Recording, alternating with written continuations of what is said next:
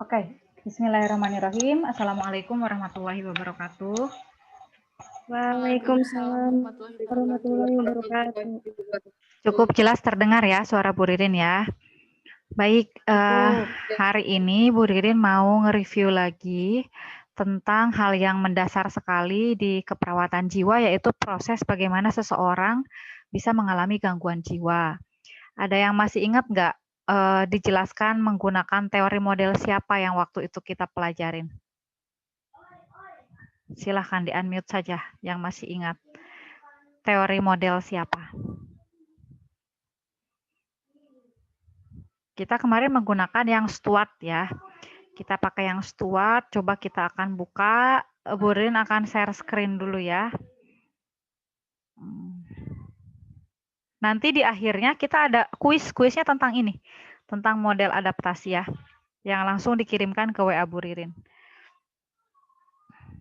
Kalau Bu Ririn terlalu cepat, nanti bisa minta diinterupsi saja, bisa minta diulang bagian yang perlu diulang ya. Sebentar. Iya, Bu. Jangan terlalu kencang ya, Bunda ngajar, Nak. Siap, Bu. Oke. Ya, nah ini ya, jadi sekarang kita akan mereview kembali tentang bagaimana proses terjadinya masalah kesehatan jiwa pada individu dengan menggunakan pendekatan model adaptasi stres Stuart. Nah, ini dasarnya untuk menjelaskan bagaimana seseorang dapat mengalami gangguan jiwa ya. Jadi ini hal yang sangat dasar sekali. Nah, apa saja nanti hal yang penting ini yang akan ditanyakan juga di kuis, yaitu boleh dicatat kalau misalkan ada hal-hal yang penting boleh dicatat. Tentang faktor predisposisi, faktor presipitasi, penilaian terhadap stresor, sumber coping, dan mekanisme coping. Nah, ini 5 hal ini yang akan kita review pada malam ini ya. 5 hal ini saja. Nanti pun kuisnya tentang 5 hal ini. Nah, begitupun nanti teman-teman saat UKOM atau uji kompetensi, ini pasti muncul pertanyaan ini. Jadi teman-teman harus menganalisis dari suatu kasus, apa sih faktor predisposisinya, apa faktor presipitasinya, bagaimana penilaian terhadap stresor, sumber coping, dan mekanisme coping. Nah, ya semoga teman-teman masih ingat Bu Ririn waktu itu pernah menjelaskan gambar ini. Ya, jadi inilah gambar yang menjelaskan, bagan yang menjelaskan bagaimana seseorang mengalami masalah kesehatan jiwa. Nah, jadi pertama itu adanya faktor predisposisi atau predisposing factor. Yang isinya nanti akan kita bahas satu persatu ya. Pertamanya ada predisposing factor dulu, terjadi sudah lebih lama, lebih dari 6 bulan yang lalu. Ini ada stresor-stresor dulu yang ditemui oleh seseorang. Stresor itu bisa sifatnya stresor biologi, stresor psikologi, dan juga stresor sosial kultural. Nah, stresor biologi itu segala hal yang menyangkut dengan badan ya. Nah, jadi biologi ya langsung dengan organ-organ tubuh kita. Dan organ yang berhubungan langsung dengan masalah kesehatan jiwa itu adalah susunan saraf pusat atau otak. Nah, apa saja yang termasuk ke dalam stresor biologi? Di situ ada genetik.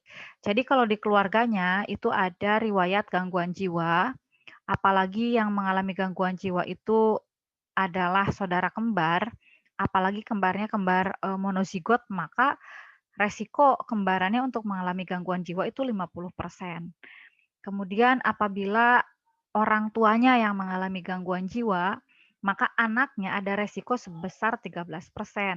Sementara kalau misalkan ibunya masih sehat nih, tapi anaknya mengalami gangguan jiwa, maka ibunya ada resiko mengalami gangguan jiwa sebanyak 26%. Nah, itu ada di, memang bukan di slide yang ini sih, Bu Ririn pernah menjelaskan di slide lainnya tentang bagaimana resiko seseorang mengalami gangguan jiwa dilihat dari faktor genetik ya. Bahkan kita pun sebenarnya yang tidak ada secara genetik, misalkan di keluarga yang mengalami gangguan jiwa berat, tapi kalau di masyarakat kita ada yang gangguan jiwa, maka kita punya resiko meningkat 1% resiko mengalami gangguan jiwa. Nah, kemudian status nutrisi, karena status nutrisi ini status nutrisi terutama ketika masih dalam kandungan ya. Kalau status nutrisi sekarang kita saat ini lebih ke arah untuk meningkatkan imunitas ya, menjaga daya tahan tubuh. Tapi kalau, status nutrisi saat seseorang ada di dalam kandungan dan 1000 hari pertama kehidupan, artinya 3 tahun ya yang suka dikatakan sebagai periode golden age, ini sangat berpengaruh terhadap, perkembangan otak. Nah, yang akan selanjutnya berpengaruh terhadap perkembangan kesehatan mental seseorang. Nah, jadi bisa jadi masalah kesehatan jiwa juga dimulai karena saat dalam kandungan memang kekurangan nutrisi. Atau juga bisa keracunan ya, ada paparan racun. Bisa juga trauma kepala, karena tadi otak ya yang bermasalahnya. Daerah limbik system. Bisa karena alergi atau bisa status kesehatan secara umum dan penyalahgunaan zat. Karena penyalahgunaan zat juga ini akan bersifat, toksisitas ya, memiliki toksisitas atau bersifat toksik terhadap sel neuron atau sel-sel otak. Dan kita ketahui bahwa sel otak itu adalah salah satu sel yang tidak bisa memperbaiki diri. Jadi dalam tubuh kita itu ada 2 sel yang tidak bisa memperbaiki diri atau melakukan regenerasi, yaitu sel otak dan sel ginjal, neuron sama nefron. Jadi kalau sudah rusak ya sudah, dia tidak bisa memperbaiki diri seperti kalau misalkan kulit kita luka maka, akan membaik walaupun pertamanya ada jaringan parut, tapi lama-lama akan, kembali normal. Stresor selanjutnya adalah stresor psikologi. Ini berhubungan dengan tingkat kecerdasan seseorang, ini mempengaruhi kesehatan jiwa. Nah, makanya berfungsi sekali ketika kita sekolah ya, menimba ilmu karena akan meningkatkan intelijensi, akan menurunkan resiko masalah kesehatan mental. Tapi bukan artinya yang mengalami gangguan jiwa ini hanya kelompok yang pendidikannya rendah. Banyak juga yang pendidikannya tinggi ya, memang bukan satu-satunya jaminan. Karena masalah kesehatan jiwa itu disebabkan oleh multifaktor atau faktornya merupakan akumulasi, bukan salah satu faktor saja. Kemudian kemampuan verbal, kemampuan berbicara, penguasaan bahasa ya, ini pun merupakan stresor. Kemudian nilai-nilai moral yang dianut, kepribadian, pengalaman masa lalu yang tidak menyenangkan, konsep diri ini seringnya di sini bermasalahnya, konsep diri dan pola asuh orang tua ini yang paling berpengaruh. Itu stresor psikologi. Ada juga penyebab gangguan jiwa itu adalah stresor sosial kultural. Sosial kultural ini berhubungan dengan hubungan antar manusia. Ya, tentang usia, karena dengan usia dan jenis kelamin ini melekat tanggung jawab peran. Laki-laki harapannya gimana sih tuntutan dari masyarakat terhadap seorang laki-laki usianya misalkan usia dewasa. Tuntutannya ya bisa bekerja, menafkahi keluarga, itu pun bisa menjadi stresor. Nah, pendidikan, penghasilan, jelas ini stresor, status pernikahan, pekerjaan, status sosial, budaya, kegiatan keagamaan, aktivitas politik, pengalaman sosial, bencana, perang, status kepemilikan rumah, ini merupakan stresor sosial kultural. Ingat-ingat ya, jadi gangguan jiwa, lihat lagi ke bagian ini, dimulai dengan adanya stresor faktor predisposisi. Waktu terjadinya lebih dari 6 bulan yang lalu, itu kata kuncinya. Nah, kemudian setelah seseorang itu punya faktor predisposisi yang terdiri dari biologi, psikologi, dan sosial kultural, orang tersebut menemukan faktor pencetus atau presipitasi. Kalau faktor predisposisi tadi kan istilahnya adalah faktor penyebab. Kalau faktor presipitasi ini istilahnya adalah pencetus ya. Jadi dia sudah punya modal banyak, sudah mengumpulkan banyak kayu bakar, sekarang tinggal ada korek api sama bensin untuk meledakkan itu. Nah, itulah faktor presipitasi. Ini sama isinya karena kita melihatnya ke aspek ini aja, nature ya, naturnya itu sama biologi, psikologi, dan sosial kultural. Kita lihat lagi nih, faktor predisposisi pun sama isinya. Biologi, psikologi, dan sosial kultural. Oleh karena itu kita harus bisa membedakan. Presipitasi ini waktu terjadinya kurang dari 6 bulan yang lalu. Itu kata kuncinya ya. Terjadi kurang dari 6 bulan yang lalu. Isinya sama. Jadi misalkan seseorang pernah di PHK, pemutusan hubungan kerja nih. Terjadinya 2 tahun yang lalu, nggak gangguan jiwa saat itu, tapi itu menjadi predisposisi karena lebih dari 6 bulan yang lalu ya.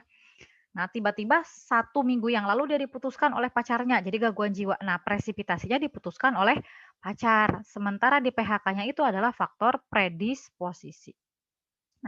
Pertanyaannya, kenapa kok, cut off point waktunya, timing-nya itu kenapa 6 bulan? Jadi menurut teori hasil penelitian, bahwasannya seseorang itu bisa beradaptasi, bisa recovery, jadi ketika kita mengalami sebuah kegagalan, sesuatu hal yang membuat kita sakit, itu bisa harus recovery dalam jangka waktu 6 bulan maksimal, ya. Sebagian orang sih, mayoritas orang bisa recovery, bisa move on, istilah gaulnya itu kurang dari 6 bulan. Nah, batasnya 6 bulan. Kalau sudah lebih dari 6 bulan, seseorang masih terjebak, masih berada dalam kondisi kecewa, patah hati, merasa tidak berarti, lebih dari 6 bulan ini akan bersifat patologis ya atau gangguan. Nah, oke. Dapat dipahami ya faktor predisposisi dan presipitasi. Jadi isinya sama-sama stresor. Biologi, psikologi, dan sosial kultural. Hanya saja yang membedakan predisposisi lebih dari 6 bulan yang lalu, presipitasi kurang dari 6 bulan yang lalu. Selanjutnya adalah penilaian terhadap stresor. Nah, ya, atau ini di gambarnya adalah yang ketiga, appraisal of stressor, yang terdiri atas kognitif, afektif, psikologi, behavior, dan sosial. Jadi, ketika seseorang sudah punya faktor predisposisi, ada pencetusnya faktor presipitasi. Nah, kemudian orang itu secara otomatis dalam tubuh kita akan melakukan penilaian. Penilaian terhadap kejadian tersebut. Misalkan kita ambil contoh yang tadi. Di PHK 2 tahun yang lalu, diputuskan oleh tunangannya 1 minggu yang lalu nih. Maka dia akan melakukan penilaian, akan menilai secara kognitifnya. Nah, ini isinya respon ya, respon. Kalau tadi stresor. Secara kognitif, apa yang dipikirkan? Oh, aku diputusin oleh pacar aku. Apa yang saya pikirkan? Oh, nggak apa-apa, belum menikah ini, misalkan seperti itu. Tapi bagaimana perasaannya, afektifnya? Tapi sedih gitu ya. Terus, apa yang saya lakukan perilakunya? Saya nangis. Ada nggak perubahan terhadap fisik saya? Misalkan saya jadi susah tidur, atau malah jadi lapar terus, atau jadi gak nafsu makan, atau malah jadi diare. Ini adalah respon fisiologis. Secara sosial gimana? Wah, saya jadi gak mau kuliah. Saya gak mau keluar rumah, saya malu sama tetangga gitu ya. Nah, inilah secara otomatis ketika kita menghadapi stresor, sebenarnya kita selalu melakukan penilaian terhadap stresor. Nah, ini bisa kita perbaiki. Jadi ada yang namanya terapi kognitif, ini memperbaiki penilaian terhadap stresor aspek kognitifnya. Jadi memperbaiki bagaimana cara pandang secara kognitif. Misalkan WA nggak dibales-bales, kita stres. Nah, secara kognitif maka kita melawan, oh mungkin nggak ada kuota, oh mungkin lagi sibuk, oh mungkin sedang apa, tapi hal yang positif ya. Itu kognitif. Oke ya, jadi setelah ada predisposisi, kemudian ada pencetus presipitasi, maka setelah itu adanya penilaian terhadap stresor. Nah, sampai sini seseorang belum jadi gangguan jiwa atau sehat jiwa belum, karena masih ada benteng pertahanan yang dinamakan dengan sumber coping.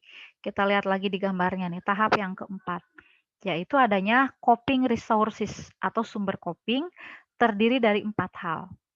Personal abilities, kemampuan personal, social support, material asset, dan positive belief. Nah, ini banyak penelitian yang meneliti sebenarnya sumber coping mana yang lebih berpengaruh gitu ya. Nah, itu juga bisa menjadi ide penelitian ya bagi teman-teman. Nah, sumber coping. Ini merupakan faktor pencegah. Jadi yang tadi ada predisposisi penyebab, ada pencetus faktor presipitasi, terus kita memberikan respon dengan penilaian terhadap stresor. Selanjutnya ada faktor pencegah. Nah, apa saja tadi kemampuan personal adalah intelijensi yang baik ya, aspek positif bakat. Makanya kita itu harus bisa mengenali bakat kita. Mungkin bagi orang lain itu hal yang sederhana, tapi ketika kita kembangkan, ketika kita asah itu akan menjadi potensi yang luar biasa. Misalkan saya suka foto-foto nih, nggak cuma selfie-selfie aja, tapi ditingkatkan jadi fotografi misalkan. Nah, itu juga aspek positif. Banyak hal ya, dan tidak sama setiap orang. Itu pasti punya aspek positif. Hanya ada yang sudah bisa menggali dan ada yang belum bisa menemukannya. itu harus diasah ya, karena itu merupakan sumber coping atau faktor pencegah kita mengalami masalah kesehatan jiwa. Termasuk pengalaman menyelesaikan masalah yang sama nih. Pengalaman menyelesaikan masalah yang sama. Jadi misalkan, oh saya mah udah berkali-kali diputusin sama pacarnya, jadi saya tahu bagaimana cara saya biar bisa recovery. Itu contohnya. Kemudian dukungan sosial. Nah, ini yang jangan sampai kita lupakan bahwa kita itu tidak sendiri ya. Kita punya lingkungan sosial yang bisa kita manfaatkan untuk mendapatkan dukungan. Dari siapa? Ya tergantung bagi orang tersebut siapa yang berharga bagi dirinya yang kira-kira itu merupakan lingkungan yang kondusif bagi dia. Rata-rata sih keluarga atau kalau remaja mungkin lebih nyamannya dengan teman sebaya atau dengan pasangan, tokoh masyarakat, tokoh agama, kader kesehatan jiwa kalau sudah dibentuk di lingkungan masyarakat. Tapi hati-hati juga karena bisa jadi orang-orang terdekat ini justru malah merupakan sumber stres atau stresor, malah merupakan faktor predisposisi atau presipitasi. Makanya ketika kita menemukan pasien, kita memang harus mengidentifikasi ya, menganalisis kira-kira siapa sumber copingnya. Jangan dipukul rata bahwa ini pasangan akan jadi sumber coping. Bisa jadi justru itu adalah sumber stresnya pasien. Ya. Kemudian selanjutnya adalah aset materi. Ini jelas tak kalah penting bahwa tabungan, kepemilikan rumah, kepemilikan asuransi kesehatan, akses kendaraan, akses pusat pelayanan kesehatan ini merupakan sumber coping ya. Jadi materi dalam arti yang kita ketahui bersama ya, bisa dalam bentuk uang, bisa dalam bentuk aset ini merupakan sumber coping. Yang keempat ini kelewat ya, yaitu positive belief atau keyakinan positif. Itu bagaimana keyakinan individu terhadap zat yang mengatur dirinya. Kalau kita jelas karena beragama adalah keyakinan kita terhadap pencipta ya, beserta kita meyakini bahwa sebuah masalah itu merupakan ujian atau apa namanya, untuk bisa menjadi orang yang lebih baik, seperti itu. Nah, tapi walaupun orang itu tidak beragama, jangan kita lantas menyimpulkan bahwa mereka tidak punya positive belief atau keyakinan positif. Karena keyakinan positif itu pada dasarnya meyakini bahwa ada hal, ada kekuatan yang lebih besar, ada zat yang lebih besar yang bisa mengendalikan dan mengatur kehidupannya. Mungkin bisa jadi mereka percaya kepada ilmu pengetahuan ya, atau kepada orang yang memang dianggap sangat berkuasa. Termasuk positive belief itu adalah keyakinan pasien terhadap dokter, perawat, terhadap tenaga kesehatan yang memberikan pelayanan terhadap pasien. Ya. Oke, selanjutnya pada tahap kelima kita lihat di situ jadilah mekanisme coping ya. Ini coping mekanisme yang akhirnya akan menjadi mekanisme yang konstruktif, ya ini akan responnya adaptif, sehat, sehat jiwa. Sebaliknya respon yang destruktif. Nah, ke sini ya, kondisi paling buruk adalah kondisi gangguan jiwa. Sama kesehatan jiwa dengan kesehatan fisik ini merupakan sebuah kontinum atau rentang respon. Tidak selalu, dan ini bisa bergeser, makanya panahnya bisa ke kanan, bisa ke kiri. Artinya, kondisi kesehatan kita sekarang mungkin berada di sini. Tapi bisa jadi nanti misalkan setelah tanggal tanggal tua ini wah bergeser ke sini. Atau setelah mendapat banyak tugas bergeser ke sini. Nah, ini harus kita geser terus menuju ke arah yang sehat jiwa. Ya. Kita lihat tadi mekanisme coping. Oke.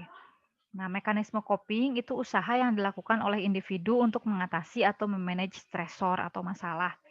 Bisa adaptif, bisa maladaptif.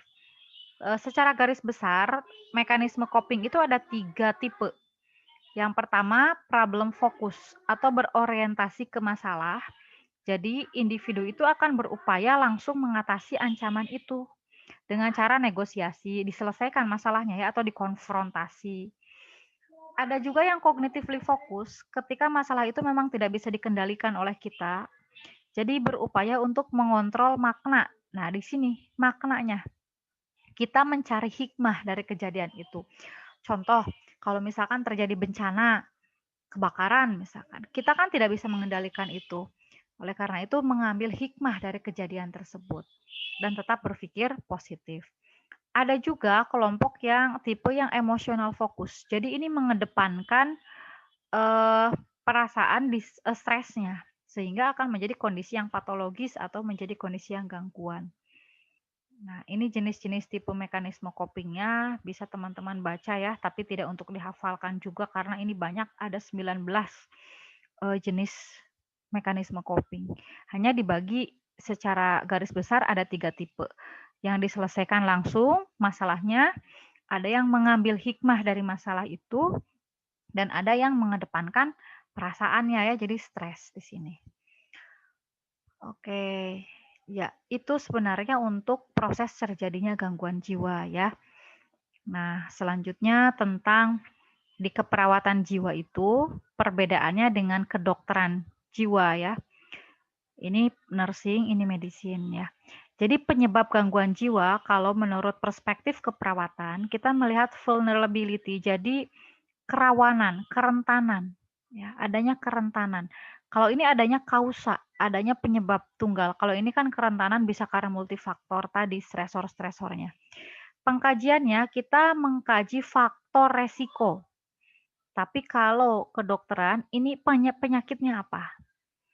Nah, diagnosisnya keperawatan itu adalah human response-nya, respon dari individu terhadap stresor itu.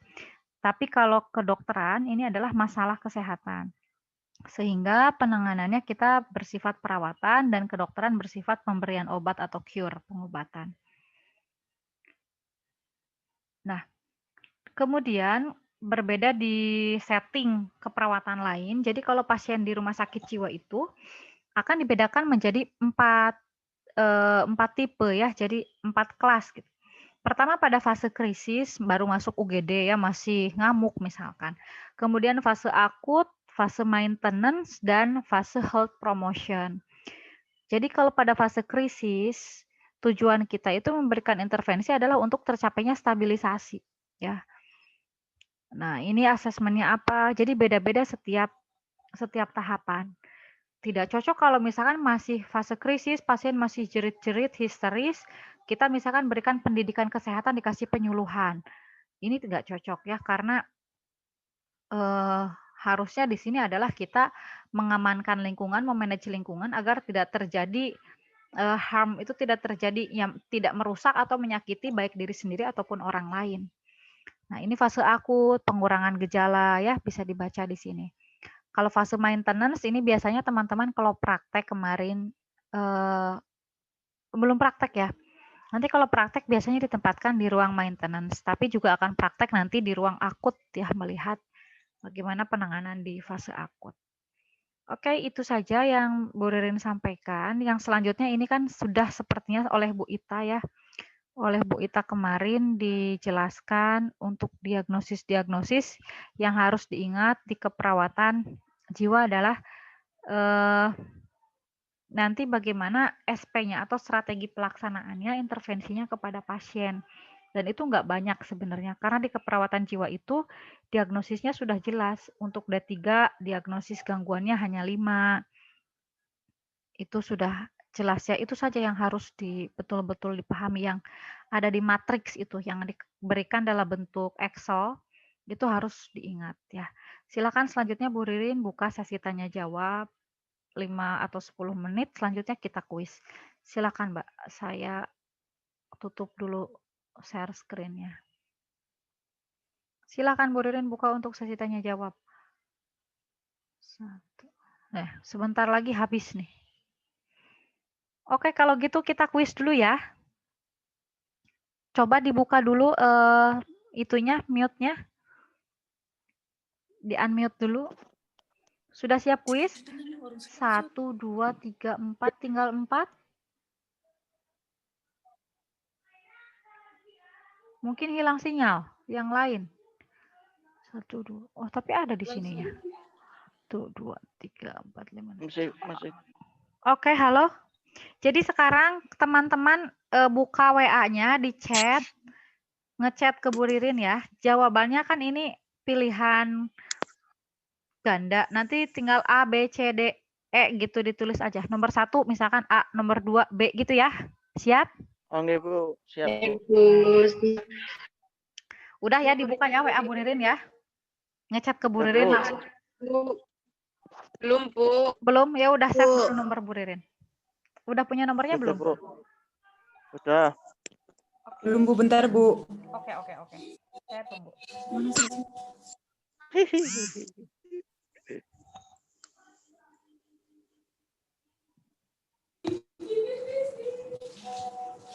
Begitu selesai kuisnya langsung diklik kirim ke Bu Ririn ya, nggak nunggu waktu lama ya. Oh, nggih, Bu. Baik, Oke, Bu. waktunya tinggal sebentar lagi kita mulai ya kuisnya ya. Nggih, Bu. 1 soal setengah menit lah. Sebentar, mana stopwatch-nya Bu Ririn? Bentar, nyalain stopwatch dulu. Saya share screen untuk soalnya.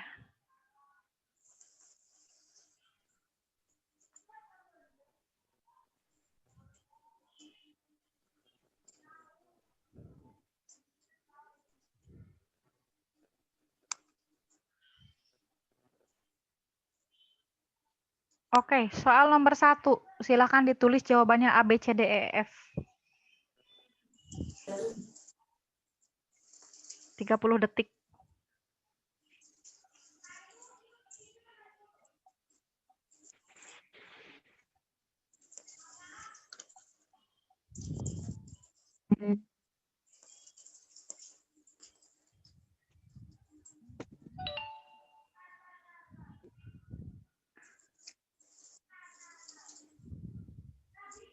Nomor 2.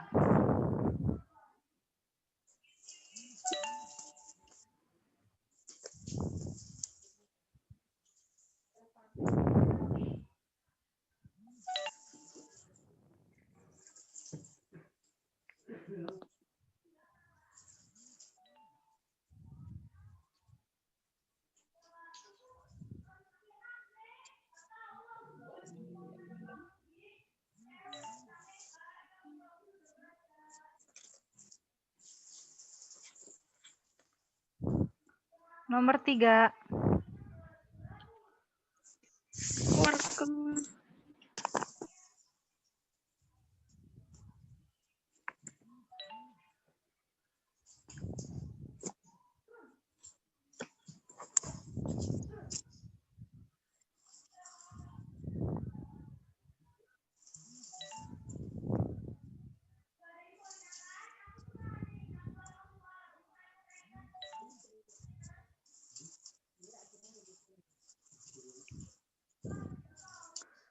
Nomor 4.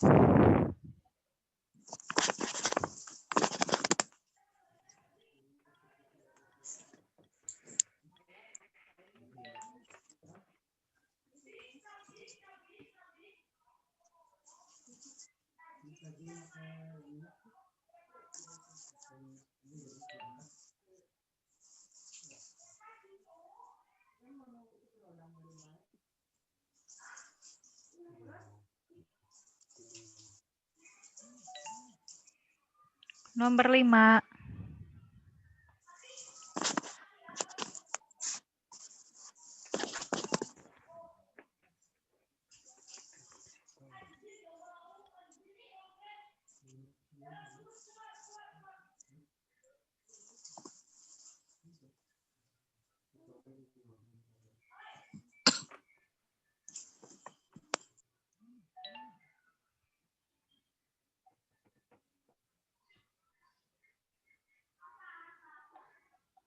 Nomor 6.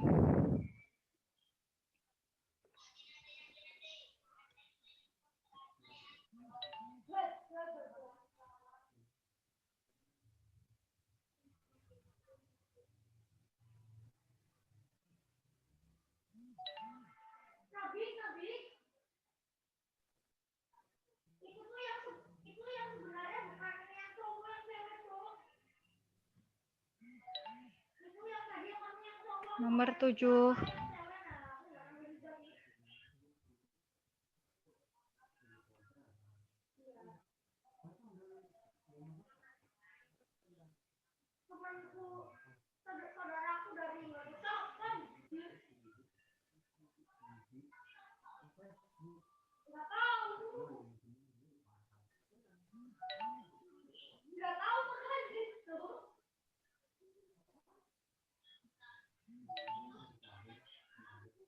Nomor 8.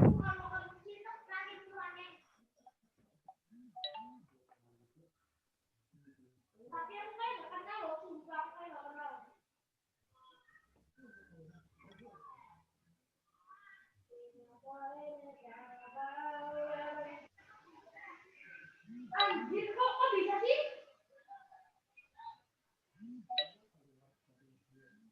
Kamu konflik ya, Bi? Iya, bos, enggak. Nomor 9. Iya, ngetes lagi dong, ngetes lagi.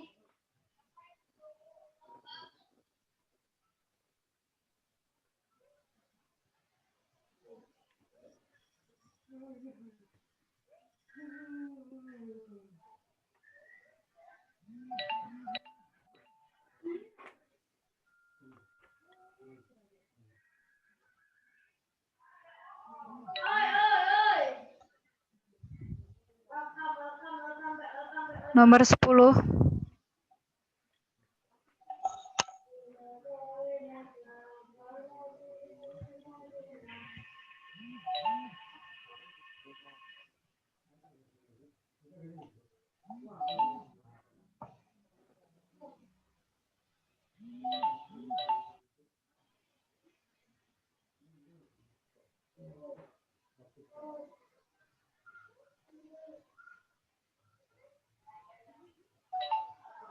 Nomor 11.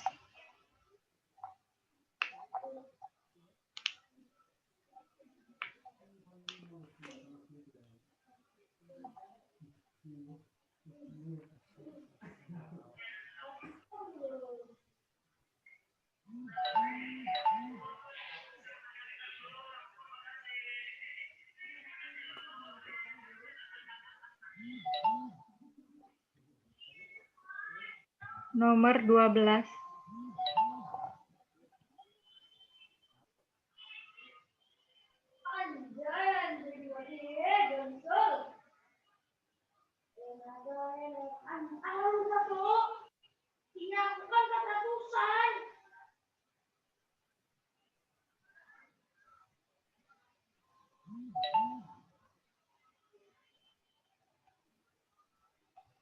Nomor 13.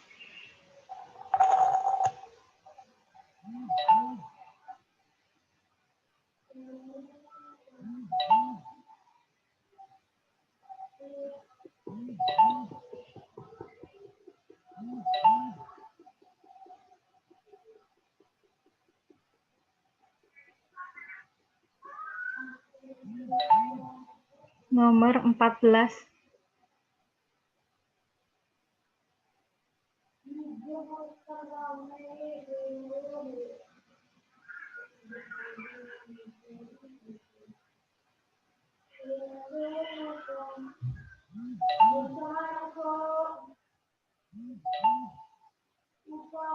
Nomor terakhir.